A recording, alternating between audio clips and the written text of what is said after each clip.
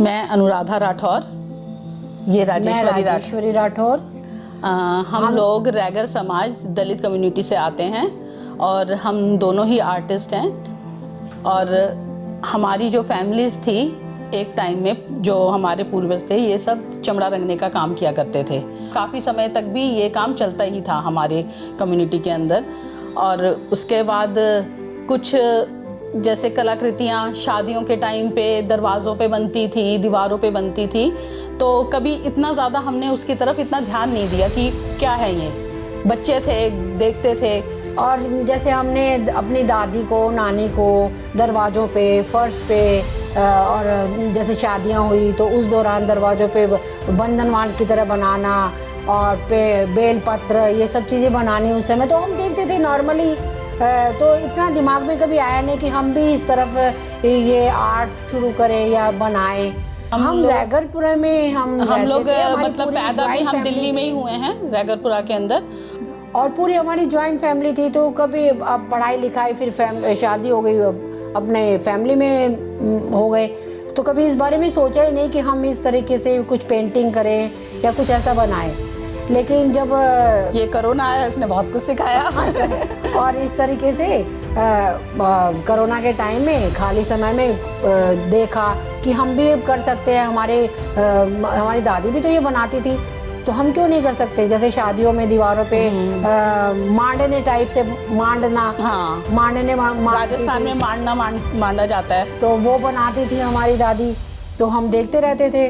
तो उससे हमें भी मतलब जब खाली समय मिला तो चलो क्यों नहीं हम भी स्टार्ट करें। मेरी बेटी भी करती थी, तो उसने मेरे को बोला, मम्मी आप खाली बैठे होते हो, आप ट्राई तो करो कम से कम। तो मैंने सोचा कि हाँ क्यों ना करूं।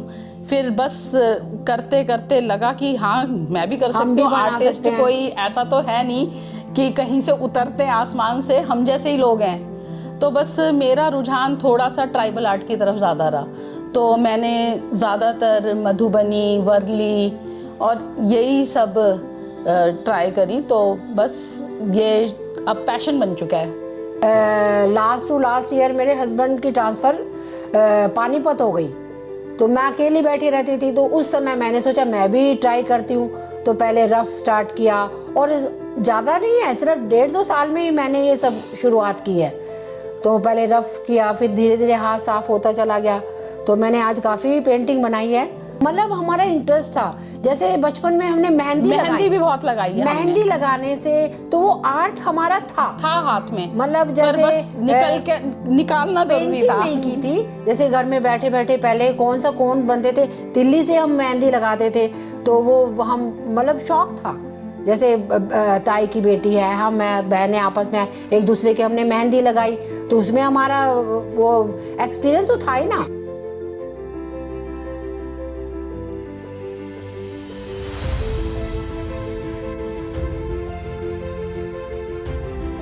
रैगरपुरा जो बसा हुआ है ना, वो पूरा रैगरों का ही था। और अंग्रेजों के टाइम में उन्होंने इस कम्युनिटी को, जो चमड़ा रंगने वाले लोग थे ना, उनको ये पूरा अलॉट किया था रैगरपुरा। तो चमड़ा रंगने के लिए बड़े बड़े प्लॉट, साथ में रहने के लिए एक छोटा प्लॉट, ऐसे उन्होंने पूरा। तो हमारे थे, मतलब हमारे बुजुर्गों के थे, दादा के तो नहीं, जैसे परदादा के थे हमारे। फिर उस धीरे धीरे वो चीज़ सब खत्म हो गई। तो हम आते तो बेसिकली उसी कम्युनिटी से है ना, चमड़ा रंगने वाले लोग थे हम। कौन सा हमारे जो पूर्वजों ने वो जो काम किया वो तो हमसे छूटेगा नहीं कभी। तो वहाँ जैसे पूरा एक फैक्ट्री टाइप से था पूरा प्लॉट के अंदर। तो कैसे पहले चमड़ा उसको भिगोया जाता था, उसमें चूने के कुंड से बने होते थे पूरे, तो पहले भिगोया जाता था कई दिनों तक। फिर उनका मतलब सफाई होती थी ऊपर से, फिर सुखाया जाता था। नहीं, फिर उसके बाद उनको रंगने के लिए छोड़ा जाता था, उसके बाद उनको फिर सूखने के लिए छोड़ा जाता था। तो ये पूरा प्रोसीजर हमने सब देखा हुआ है ऐसा हमारे बचपन में हमने। उसके बाद धीरे धीरे वो सब खत्म हो गया, धीरे धीरे खत्म हुआ। फिर यहाँ से उठा के उन्होंने, क्योंकि फिर लोगों के अंदर थोड़ी सी आगे बढ़ने की भी अवेयरनेस आई कि उन्होंने बोला कि हम सिर्फ यही काम नहीं करेंगे। जैसे बच्चों को पढ़ाना शुरू करा, जब बच्चे पढ़े तो नौकरियों में आए, तो धीरे धीरे ये जो रंगाई का काम है रैगरों के घरों से निकल गया। मुझे बस ये याद है कि मेरी जो दादी थी वो सुबह सुबह पार्लियामेंट लेके जाया करती थी, तो ये मुझे याद है। फिर बाद में ससुराल आने के बाद ससुराल में भी बहुत ससुराल में तो मतलब हर साल बहुत ही पार्लियामेंट ज़्यादा जाते थे। मतलब एक वो है कि हाँ जाना ही है 14 अप्रैल को पार्लियामेंट, तो जो कि आज हमारे बच्चे भी फॉलो कर रहे हैं कि बच्चे भी जाते हैं। तो बस यही है कि बाबा साहब का बर्थडे जब भी आता है तो पहले से यही होता है कि हाँ सब लोग को जाना है, तो कहीं भी हो तो एक दूसरे को फ़ोन कर रहे हैं, जाओगे तुम लोग, आज जाओगे तुमको, तो यही चल रहा होता है बस घर के अंदर। और मेरे हस्बैंड तो शुरू से ही इन चीज़ों में बहुत आगे रहे हैं, और बैंक में भी एसोसिएशन में के साथ लगे हुए थे, SC ST एसोसिएशन के साथ। तो हर 14 अप्रैल को उनकी बैंक की तरफ से भी उनके स्टॉल लगते थे, तो मैं छोटे बच्चों को हमारा एक त्योहार की तरह मनाते थे इस चीज़ को।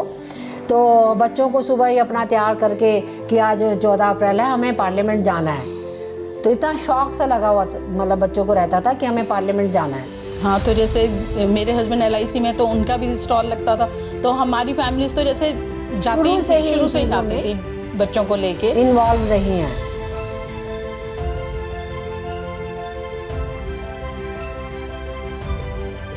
जबकि मतलब हम लोग ऐसे है कि घर का काम भी है, थोड़ा बीच में वक्त मिला, तो अब एक ये थेरेपी बन चुकी है कि हाँ टाइम मतलब काम करके थक गए तो अपने आप को रिलैक्स करने के लिए मुझे ऐसा लगता है कि ये मेरे लिए एक बहुत बड़ी थेरेपी है कि मैं जब भी आर्ट लेके बैठती हूँ तो मुझे थकान नहीं महसूस होती, मैं एकदम फ्रेश होके उठती हूँ कि हाँ अब मुझे शाम का काम करना है। तो ऐसा और 2-3 घंटे भी हम देते हैं तो हमें बिल्कुल भी महसूस नहीं होता, घर के साथ साथ हम घर भी पूरा संभालते हैं। ऐसा नहीं है कि मतलब घर को हम इग्नोर कर रहे हैं, घर को भी पूरा टाइम दे रहे हैं, फैमिली के साथ साथ हम ये सब करते हैं। और जो कहा जाता है ना कि इस उम्र में आके, तो मुझे ऐसे लगता है कि ये उम्र सबसे अच्छी है जब आपके बच्चे आपसे चिपकते नहीं हैं और आप बहुत ज़्यादा अपने आप को अकेला और खाली भी महसूस कर रहे होते हो, क्योंकि हर एक इंसान, हर बच्चा अपने काम में लगा हुआ है। तो ये वक्त ऐसा है कि हाँ ज़्यादा खाली वक्त है हमारे पास, तो हम अपनी आर्ट को अच्छे से दे सकते हैं कि ये वक्त में हम सीख भी सकते हैं। और अब तो मुझे ऐसा लगता है कि अगर कोई सीखना चाहे हमारे बच्चे, तो हम बेशक से सिखाने के लिए भी तैयार हैं। आप जिस उम्र में चाहे, आपके शौक और जिस भी उम्र में चाहे आप सीख सकते हैं। मैंने इंस्टाग्राम पे चोखा हुनर के नाम से अपना सब पेंटिंग उसमें डाली हुई है। अगर आपको उसमें से कोई भी पेंटिंग अच्छी लगती है और आप उसको खरीदना चाहते हैं तो आप हमें ऑर्डर कर सकते हैं। मेरा है ट्राइबल आर्ट बाय अनुराधा, उस पर भी मैंने अपनी सारी पेंटिंग शोकेस करी हुई हैं, तो आप मेरे को DM वहाँ पे कर सकते हैं और आप वहाँ पे अपना एड्रेस दीजिए। जब तक हम लोगों को कुछ रिस्पांस नहीं मिलेगा तो हम कैसे हम औरों को अपने साथ जोड़ पाएंगे इस चीज़ के अंदर, क्योंकि मैं चाहती हूँ कि हर महिला सशक्त बने, सीधी सी बात। उनको भी पूरा हक है कि वो भी बाहर आके खड़ी हों, अपनी कला दिखाएं और उससे कुछ कमाएं, ताकि उनको भी एक मजबूती मिले आगे बढ़ने के लिए। तो मैं यही चाहूँगी कि जो हमारे लोग हैं, जो हमारी कम्युनिटी है, ये अपने लोगों को सपोर्ट करें। कहीं भी कोई जिनमें भी जो हुनर है वो निकल के बाहर आए और उनको सपोर्ट करें, अपने ही लोगों को, ताकि अपने लोग और आगे बढ़ सकते हैं, बढ़े। क्योंकि यही एक जरिया है अपने लोगों को ऊपर उठाने का। किसी भी तरीके से कहीं भी आपको कोई हुनर नज़र आए, कोई भी दिखे, तो उसको आप आगे बढ़ाने की कोशिश कीजिए, अगर आप में उतनी वो है। जय भीम। जय भीम।